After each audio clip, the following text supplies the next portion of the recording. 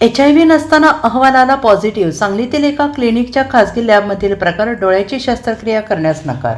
सांगली येथील एका आय क्लिनिकमध्ये चालवण्यात येणाऱ्या लॅबोरेटरीमधून एका व्यक्तीला HIV नसतानाही अहवाल पॉझिटिव्ह दिल्याचा धक्कादायक प्रकार समोर आला आहे.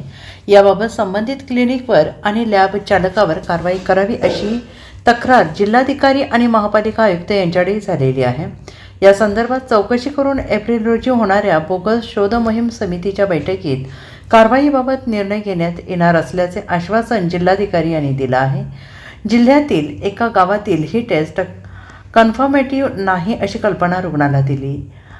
श्री टेके आय क्लिनिकचे डॉक्टर रमाकांत टेके म्हणाले, जे रुग्ण आमच्याकडे उपचारासाठी आले होते ते योजनेमधून होते, त्या एकट्याच होत्या. HIV वेस्टर्न ब्लॉक ही टेस्ट करावी लागते, परंतु ती महाग असल्याने तपासणी आमच्या लॅबमध्ये करण्यात आली. लॅबमध्ये करण्यात येणारी HIV तपासणी ही कन्फर्मेटिव्ह नसल्याची कल्पना आम्ही अगोदरच रुग्णाला लिखित स्वरूपात दिली होती, त्यामुळे आम्ही दोषी नाही. तसेच आमची लॅब ही अधिकृत असून यासाठी अधिकृत तज्ज्ञ नेमल्याचं त्यांनी म्हटलं आहे.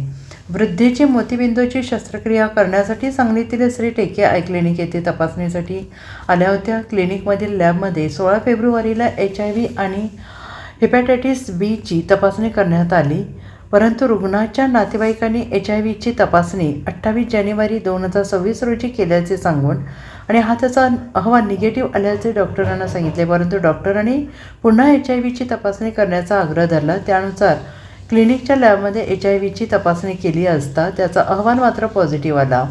त्यामुळे तुमची शस्त्रक्रिया करता येणार नसल्याचं डॉक्टरांनी म्हटले. त्यामुळे रुग्णाच्या नातेवाईकांनी शासकीय यंत्रणेमार्फत 19 फेब्रुवारीला पुन्हा तपासणी केली.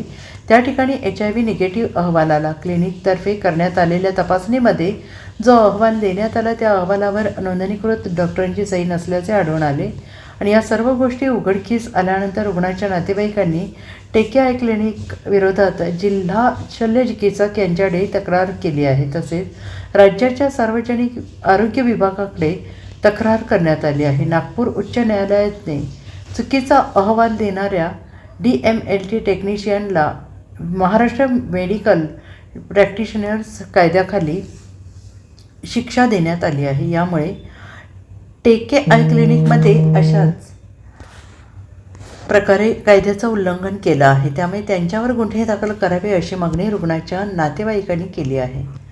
मी कृष्णा जयसिंग साठे, राहणार दुदंडी.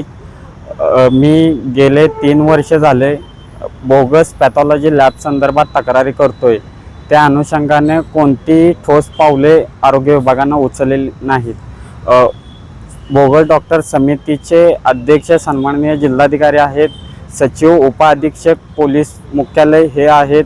पोलीस मुख्यालयातील सचिवांनी गेले 5 आदेश केलेले आहेत, परंतु त्याच्यावरती कोणतीही कारवाई न केल्यामुळे परवा 16 फेब्रुवारी 2026 रोजी डॉक्टर टेके क्लिनिक सांगली यांनी बोगस लॅब असल्याने तिथं HIV नसताना HIV पॉझिटिव्ह रिपोर्ट रुग्णास दिला.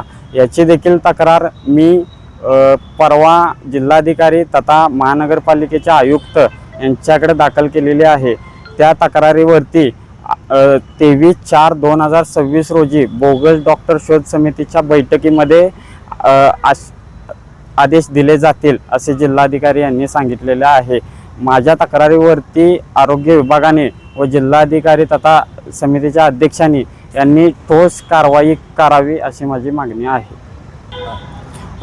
ज्या HIV बाधित आहेत म्हणून ज्या रुग्णाला HIV रिपोर्ट दिला त्यांच्या मुलांनी देखील जिल्हा शल्य चिकित्सक सांगली व राज्याचे आरोग्यमंत्री प्रकाश आंबेडकर यांच्याकडे देखील तक्रार केलेली आहे व त्या तक्रारीच्या अनुषंगाने मंत्री महोदयांनी त्याच्यावर उचित कार्यवाही करण्याचे देखील आदेश केलेले आहेत, परंतु त्याच्यावरती अद्याप कारवाई झालेली नाही. आमच्याकडे राष्ट्रीय अंधत्व निवारण योजनेअंतर्गत काही ऑपरेशन्स केले जातात.